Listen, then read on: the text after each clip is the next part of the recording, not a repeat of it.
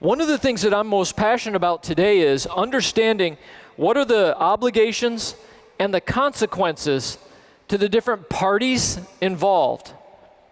So let me show you what I mean. Organizations, right? We have organizations like Equifax, or this week it was Deloitte, right? We have organizations that have lost data or been hacked into or built a device, right, that was weak. We have to ask the question, what's the obligation of these organizations? And then what are the consequences to them when they make mistakes? And we have to ask in every one of these bullet points, what are the laws that we need to get put in place? I'll tell you, one of the things right now that's hurting us, I think, the most in the security space, in my opinion, is we have very little law that is specific to cybersecurity. So what we're trying to do is shoehorn crimes done in cybersecurity into old laws. Now, when I told you that I believe there's Mafia 2.0, the way that we really crippled Mafia 1.0, which a lot of you know, was we built the RICO statutes. And once we put the RICO statutes in place, we had the tools to be able to cripple the bad guys. All right? But we don't have the same equivalent in cyber right now. We do not have the same equivalent of RICO that's tuned to the cyber world. So then we look at governments. Like, what are the obligations and the consequences to governments? So if we just look at the U.S. government, what is their obligation to put better laws in place? What are the consequences when 100,000 names get stolen from the IRS?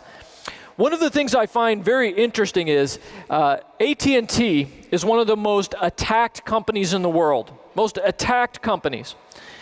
There was a time a couple years ago, AT&T had some records stolen, and the FCC fined AT&T $25 million. Now, at the same time that the FCC was fining AT&T $25 million, the U.S. government had two different organizations or departments that were hacked into that lost way more records than AT&T. And my question was, well, who's fining the U.S. government then? Because magically they didn't get fined. Right? So let's go on. Inventors and builders, right? The people who invent and construct technology that we depend on, what are their obligations and what are their consequences when things don't go right? Or the leaders of organizations. Right now, you might have noticed at Equifax, both the CIO and the CISO both got fired. Right? But I'm curious about what are the obligations and what are the consequences that we should be looking at for leaders. Yeah, and the CEO's gone too? Yeah, an hour ago. Cool. Yeah, but you wonder what will be the practice from now on, right, for leaders. And then finally, the public. You know, how long is it going to be before there's a copay when somebody's credit card gets stolen and $3,000 gets charged on your card? How long until there's a 20% copay so that the person who gets, the credit card got stolen has to pay?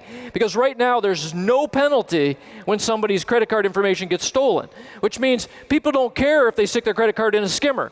Most people don't even know what skimmers are out in the public. And they don't need to know what a skimmer is because they're not having to pay. There's no consequences.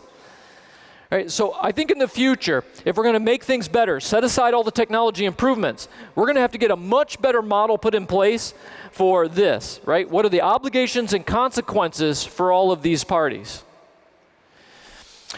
I love this quote, and I just want to end on this, right? You're free to choose, but you're not free to alter the consequences of your decisions. We are going to continue to invent fantastic things in technology.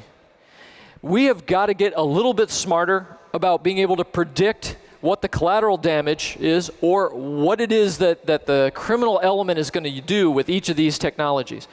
We need to stop being so surprised at the science fiction-like hacks that are going on.